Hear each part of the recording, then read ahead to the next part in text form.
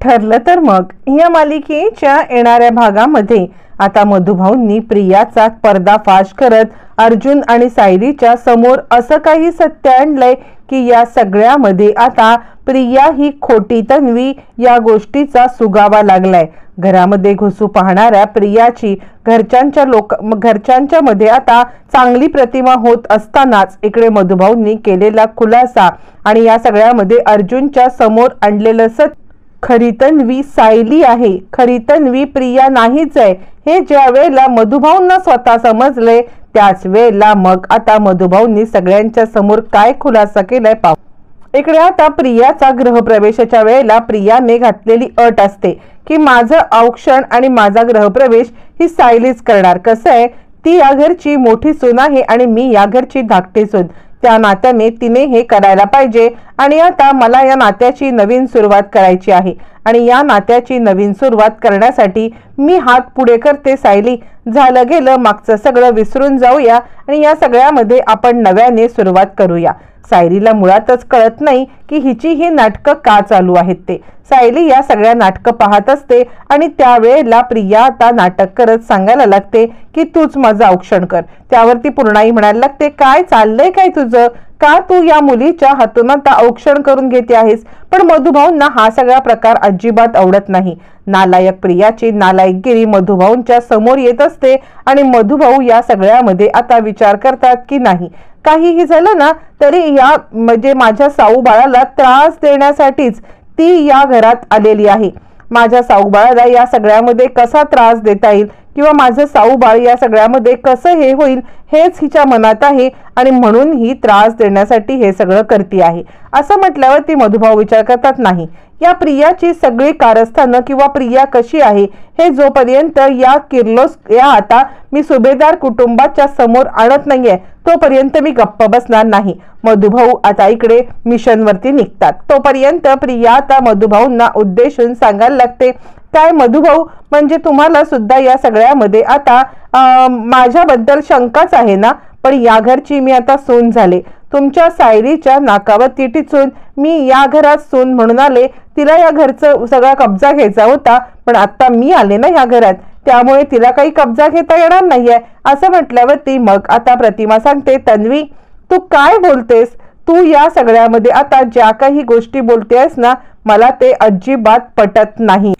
तू मधुभाऊंचा या दिवशी आशीर्वाद घ्यायचा सोडून तू या सगळ्यामध्ये मधुभाऊंना या गोष्टी बोलतेस, मला हे तुझं वागणं काही पटलेलं नाहीये। असं म्हणत चिडलेली प्रतिमा या सगळ्यामध्ये आता तन्वीला चांगलाच फटकारत असते।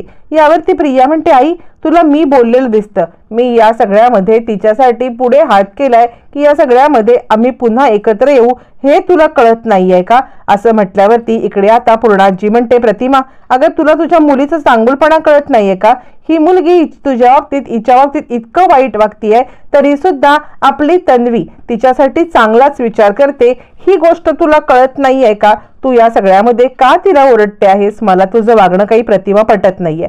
इकडे अर्जुन विचार करतो, अच्छा म्हणजे हिचा हेतूच मुळात हात आहे की या सगळ्यामध्ये ही आता इकडे येऊन सायलींना दर वेळेला आता कमीपणा देणार आणि दर वेळेला ही कशी चांगली आहे हे दाखवणार। नाही काहीही झालं तरी सुद्धा मी हिला या घरामधलं स्थान आता तिचं हे होऊ देणारच नाहीये। असं म्हणत इकडे आता चिडलेला अर्जुन सुद्धा मधुभाऊंसारखाच विचार करतो की नाही, या तन्वीचा कच्चा चिठ्ठा मला खोलायलाच पाहिजे। सायलीच्या मनात सुद्धा विचार येतो पण सायली वेगळ्या अर्थाने विचार करत असते। सायली विचार करते की ही या घरामध्ये येऊन आमच्यामध्ये भांडण लावणार आणि या घरातली सुखशांती कायमची भंग करण्यासाठीच ही इकडे आलेली आहे, त्यामुळे मी हिला हे करू देणार नाहीये। त्यासाठी मला हिचं भांड फोडलंच पाहिजे। एकाच वेळेला मधुभाऊ, एकाच वेळेला सायली, एकाच वेळेला अर्जुन, तिघही प्रियाचं भांड फोडण्यासाठी आता एकत्र येणार असतात आणि त्यांची साथ देणार असते ती म्हणजे प्रतिमा। त्यामुळे प्रिया आता या सगळ्यामध्ये पूर्णपणे हे होणार असते। त्याच वेळेला मग सायली विचार करते आणि सायली सांगायला लागते, ठीक आहे तुझं इच्छा आहे ना मी तुझं औक्षण करावं तर मी तुझं औक्षण करते, काहीही झालं तरी मी सुभेदार परिवाराची मोठी सून आहे ना। आणि सायली आपलं कर्तव्य करत तिचं औक्षण करत तिचा गृहप्रवेश स्वतःच्या हाताने करते। ज्या वेळेला प्रिया घरामध्ये येते त्यावेळेला प्रिया सायलीला सांगायला लागते, बघितलंस माझा हे बघितलंस का दरारा, म्हणजे तुला हे लग्न मान्य नव्हतं, हे लग्न तुला मान्य नसताना सुद्धा तुझ्या नाकावरती टिचून तुझ्याचकडून मी ग्रहप्रवेश करून घेतलाय ना, बघितलंस ना, असं म्हणत ती या सगळ्यामध्ये आता सायलीला पूर्णपणे मुद्दाम डॉमिनेट करत असते आणि सायलीला या सगळ्यामध्ये आता सांगण्याचा प्रयत्न करते, जे मला हवंय तेच मी करवून घेतलंय. मग आता मधुभाऊ आपल्या रूम मध्ये येतात. त्यांच्या पाठोपाठ अर्जुन येतो. मधुभाऊ, तुम्हाला ज्या प्रकारे तन्वीने असं हे केलं मला अजिबात आवडलेलं नाहीये. यावरती मधुभाऊ सांगायला लागतात, हे बघा, तुम्ही स्वतःला वाईट वाटून घेऊ नका. मी तन्वीला काही आज नाही ओळखत आहे, पण मला एका गोष्टीचं वाईट वाटतं, ते म्हणजे ती या घरामध्ये आल्यामुळे तुमच्या घरामध्ये असे वाद विवाद हे कायमच होत राहणार आहेत. तुम्हाला माहिती आहे का, ही मुलगी कधीही चांगल्या पद्धतीने काही गोष्टी करणारच नाहीये किंवा करू देणारच नाहीये. म्हणून मला काय वाटतं माहितीये, हिचं खरं रूप खऱ्या अर्थाने आपण आता सगळ्यांच्या समोर आणलं पाहिजे. कारण ही खरं तर अश्विनसाठी योग्य मुलगी नाहीच आहे.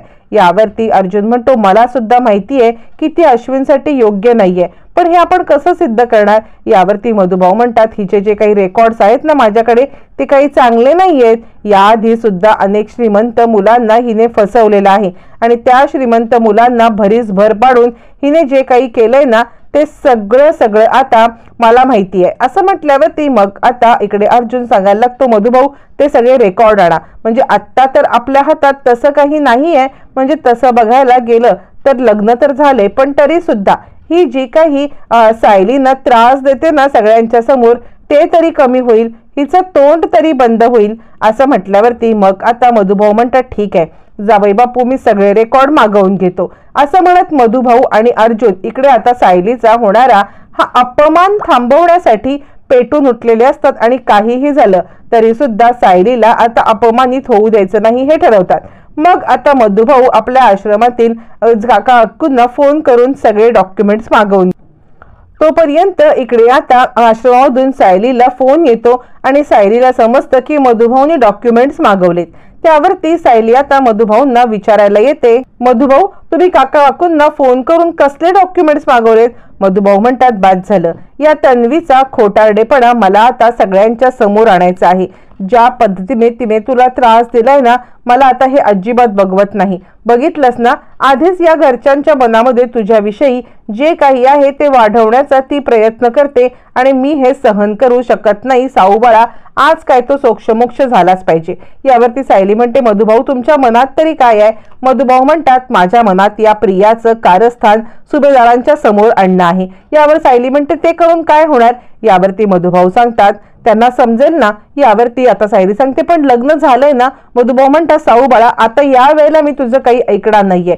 तुला ज्या पद्धतीने या घरामध्ये अपमानाची वागणूक मिळते ना, ते मला बघवत नाही आणि याला कुठे ना कुठेतरी कारणीभूत ही प्रियाच आहे. असं म्हणत आता मधुभाऊंनी निर्णय घेतलेला असतो. त्याच वेळेला इकडे नागराजला आणि महिपतला समजतं की इकडे आता प्रियाचं लग्न झालेलं आहे. प्रियाने लग्न केले म्हटल्यावरती महिपत लगेचच नागराजला प्रियाला भेटायला पाठवतो आणि तो प्रियाला सांगायला निरोप पाठवतो की या घरात लग्न करून आलेस, पण तरी सुद्धा आपली ड्युटी विसरू नकोस. आणि मग आता इकडे नागराज प्रियाला सांगायला येतो, काय ग, तू लग्न केलंस, तुला इतके फोन केले, फोन उचलण्याचं कष्ट सुद्धा घेतले नाहीस.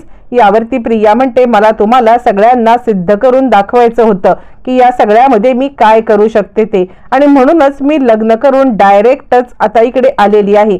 आता त्या महिपतला जाऊन सांगा की काहीही झालं तरी सुद्धा या सगळ्यामध्ये आता मी सुभेदारांची सून आहे. मला हात लावण्याचा प्रयत्न केला तर खबरदार.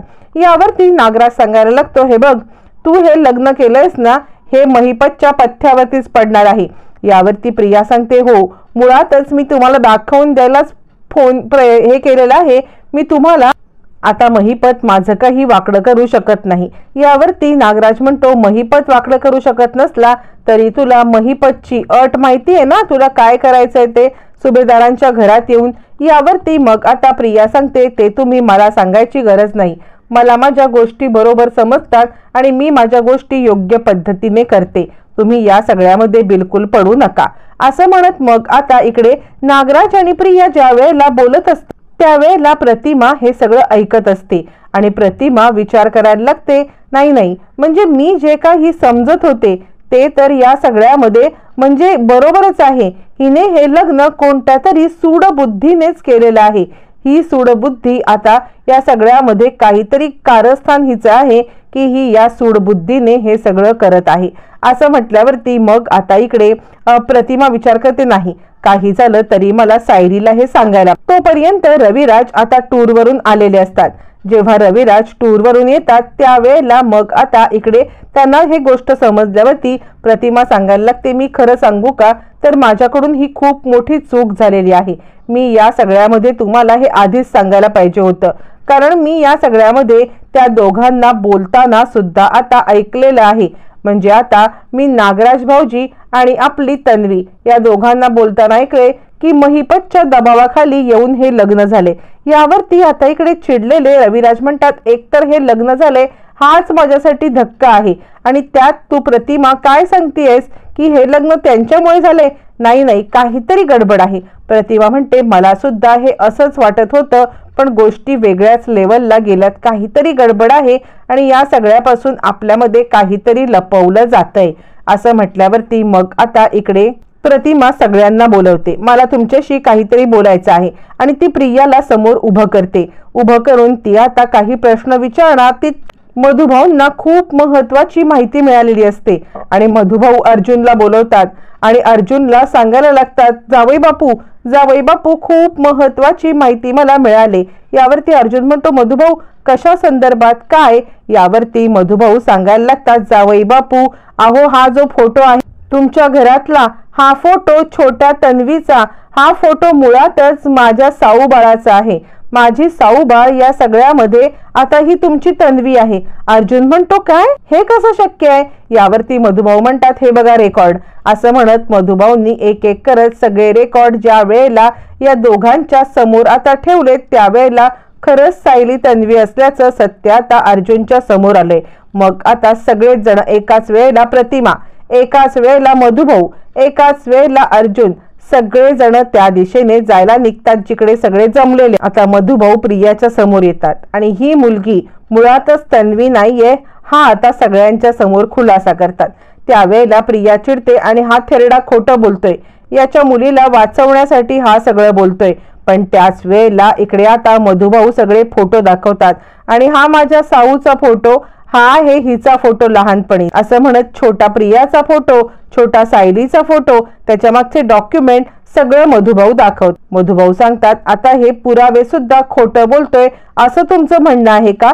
हे पुरावे सुद्धा खोटारडे आहेत असं म्हणायचं असेल मग मात्र मी तुम्हाला या सगळ्यामध्ये काहीच करू शकत नाही.